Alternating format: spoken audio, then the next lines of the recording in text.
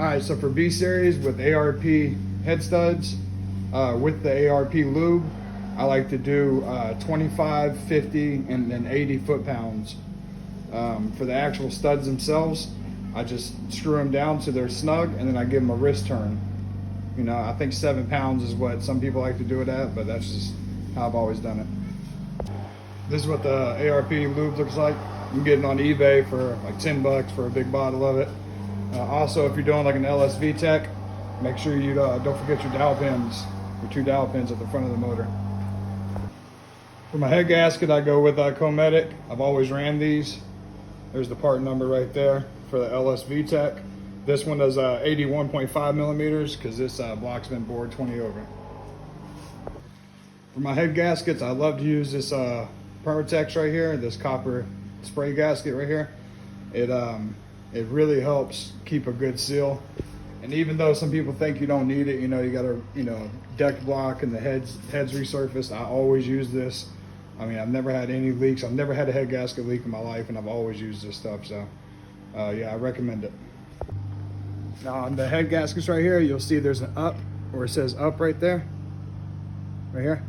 It says up. That needs to be facing up when you put the head gasket on. When I spray it, I like to just run a little cord right through this eyelet right here. Run a cord through the eyelet, and then just coat it down, put 3 or 4 coats on it, and it should be good to go. Couple coats like that. So like record it like an next video? Yeah. Right. So for the washers, guys, I like to put it on a screwdriver. Come over here. Put it on a screwdriver, and then put the screwdriver on top of the stud, and then just drop the washer down, and it'll fall right on there. If not, you're going to drop it right in that crack, and you're going to have to use a magnet to get it out. All right, same way with the nuts, guys. I like to put it on a screwdriver and just put it right on top of the stud, and then drop it down. Line it up, and then screw it in by hand.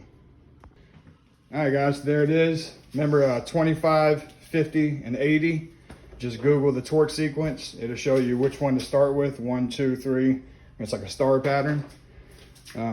After you do that, I like to take the torque wrench, whatever your final step was, 80 or 85, whatever it was, go back through it and make sure that it clicks.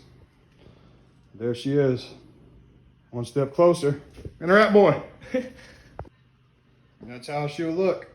Still gotta put the cams and stuff in her, but just an idea of what it's gonna look like. By the way, I got this manifold off eBay. This is like a $230 manifold. I thought it was AC compatible, but it's not, but it's okay because this isn't my daily driver anymore. But yeah, guys, this thing looks sick.